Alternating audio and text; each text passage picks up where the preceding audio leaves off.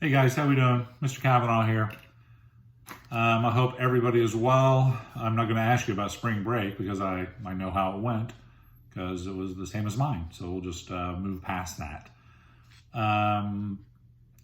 Today I want to quickly go over Congress, the continuation of Congress, but really looking at the powers of Congress. The powers of Congress, powers that they have and powers that they don't have or wish they had. So that's what I want to go quickly over today, these guided notes, and I'll submit these notes online to your classroom feed. Also look at what I've submitted already this morning, and I'll probably put some other handouts and video clips on there. Again, the AP test is on. The AP exam is on. I put information about that on there again today, when it is and what time. It's really going to be about 45 minutes long, 2 FRQ questions. And I believe it's going to be open note as well, and open information. I'll check on that as well, and I'll update you as we go. But it is on, so plan accordingly. Keep prepping for it. This is a good opportunity, since it is going to be so short. It's a good opportunity for you to score well and pick up some credit. So quickly, just to go through powers of Congress. Powers vested in Congress, they're varied. Congress holds a great deal of power, but they are also limited in their power.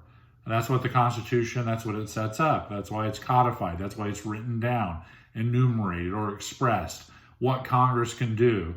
So it's important to focus on what Congress can do, what power they have, but it's just as important to focus on what they can't do or powers that they don't have. So remember that. Article 1, Section 8 lists out or enumerates or express. Some people will say express, some people will say enumerates. When you hear those terms, expressed or enumerates, those are powers that are specifically listed out in the Constitution under Article 1, Section 8. You should remember that for the exam. Article 1, Section 8 lists out or enumerates or expresses the powers that Congress has, specific powers that they have. You need to be able to recall some of those powers. You need to go look at some of the videos and some of the documents that I uploaded to your feed, and you need to be able to list some of the specific powers that Congress enjoys under Article 1, Section 8. They will ask you about that. Specific examples. It's all about examples. So Article 1, Section 8, remember that, lists or enumerates, some people use express, the specific powers of Congress. Be able to list some specific powers in Article 1, Section 8 on the AP exam if asked for. See the attachments and videos. One specific power that stands out that we've already talked about on numerous occasions, even last year in Honors U.S. History, is the Commerce Power, or the Commerce Clause. Under this power, this clause under Article 1, Section 8, it gives Congress the power to regulate trade between the states, interstate commerce. Remember, trade within the state is intra-state commerce. So Article 1, Section 8, to regulate commerce with foreign nations and among the several states and with Indian tribes. This is the Commerce Clause. The Commerce Clause, be able to recall under the Commerce Clause, it was given life by Gibbons versus Ogden, the steamboat case. Gibbons versus Ogden. Go back and look over Gibbons versus Ogden. Look at the Khan Academy videos to review. Have a working knowledge of Gibbons versus Ogden for the Commerce Clause. So, expressed or enumerated powers. Article 1, Section 8, a laundry list of powers that are specifically listed for Congress. Remember, technically, if it's not in there under the 9th and 10th Amendment, then those powers, if it's not listed out, it's reserved to the people and the states. However, Congress does have some wiggle room under what are called implied powers, which we've talked about before. Implied powers are those powers. They're not specifically listed out in the Constitution or expressed or enumerated, but they're implied because the federal government is the federal government. So it is implied that they would have this power under the necessary and proper clause. Example would be the federal government building the interstate highway system. It's implied that they would build this because it crosses state lines. The interstate highway system. You can make an argument also that it does fall under the Commerce Clause, the interstate highway system. But our implied powers are those powers that are not specifically expressed or enumerated in the Constitution, but they're reasonably implied because the federal government should have this power because they are the federal government. The implied powers falls under the necessary and proper clause, which we've talked about on many occasions. The necessary and proper clause, also known as the elastic clause, under Article 1, Section 8, Clause 18. The court case that gave necessary and proper clause life, which you should be able to recall and speak on, is McCulloch versus Maryland, the banking case. Know about that case and know that it gives life to the necessary and proper clause, hence the elastic clause. If Congress tries to take it too far, which they do on many occasions, what avenue does the state have to challenge it? They can take it to the courts. The courts are always available for individuals and states to challenge the feds if they overstep their authority. So implied powers, necessary and proper clause, as you'll see in the notes and when I submit them here in a little bit on your classroom feed.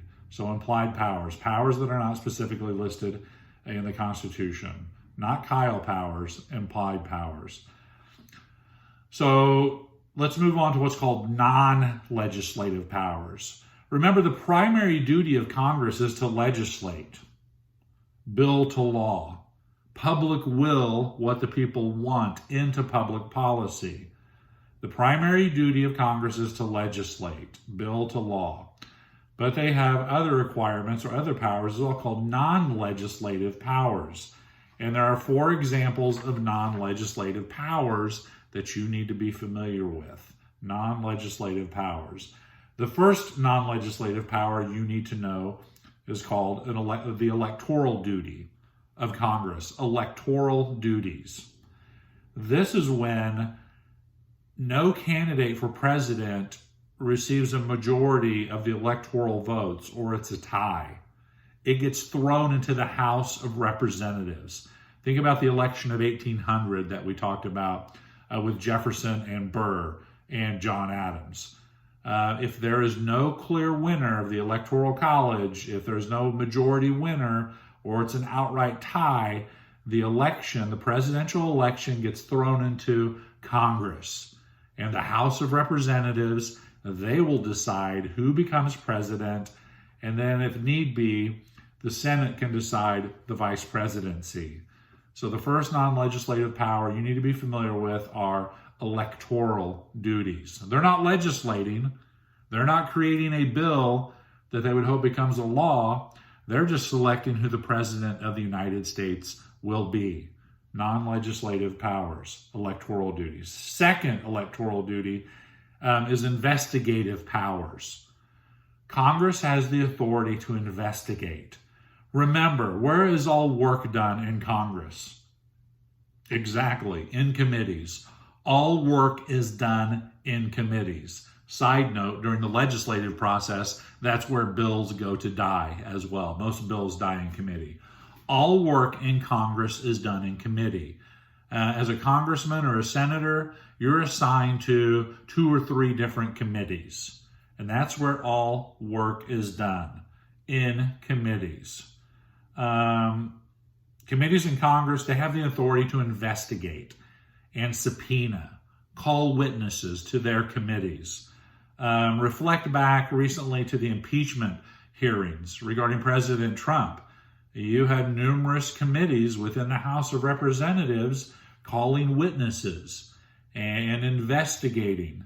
Did the president, his actions rise to an impeachable offense? And that's what these committees were doing. And they just don't do this during impeachment hearings. They do this continuously through the session of Congress. Investigative powers within these committees.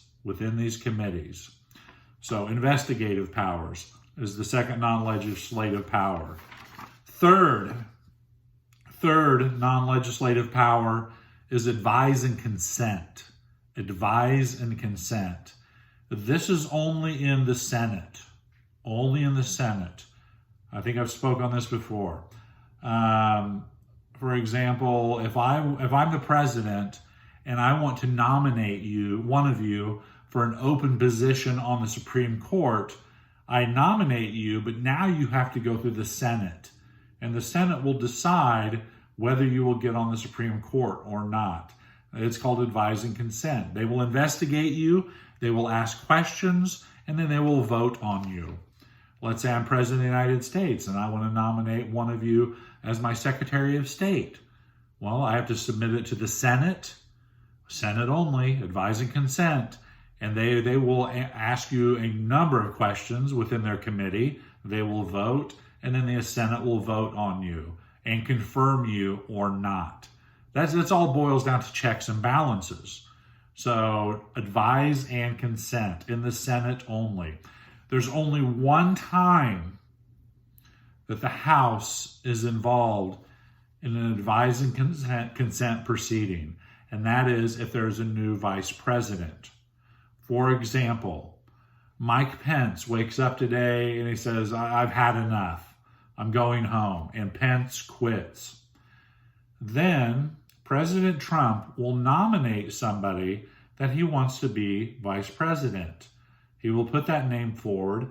That individual needs to be confirmed not only by the Senate, but by the House as well.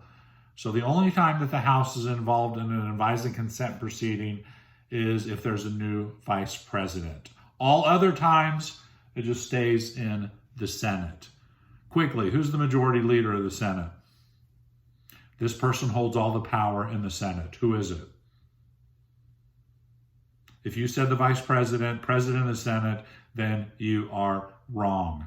It is Mitch McConnell, the majority leader. He holds the power in the Senate, the majority leader. Remember that. So advise and consent. Not only confirmation of presidential nominees, but treaties as well.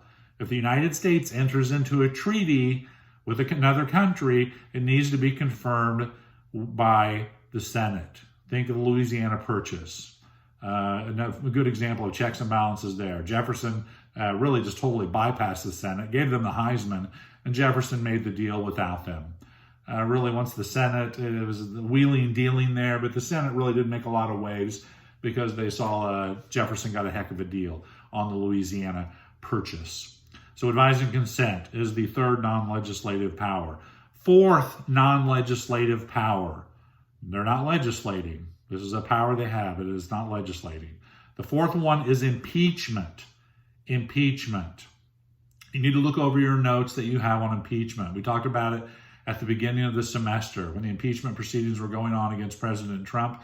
You have numerous notes in your notes regarding impeachment. What can a president be impeached for? Or not only just a president, but you have other cabinet members that can be impeached as well as federal judges.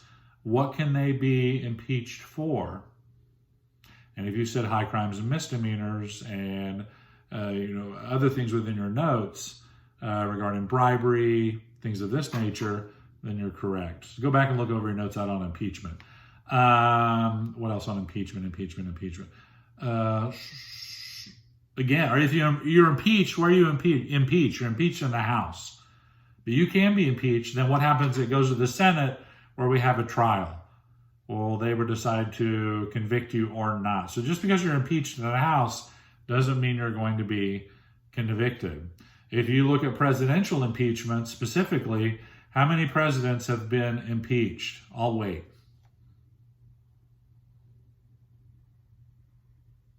Correct. There have been 3 presidents that have been impeached. Andrew Johnson, Bill Clinton, and Donald J. Trump.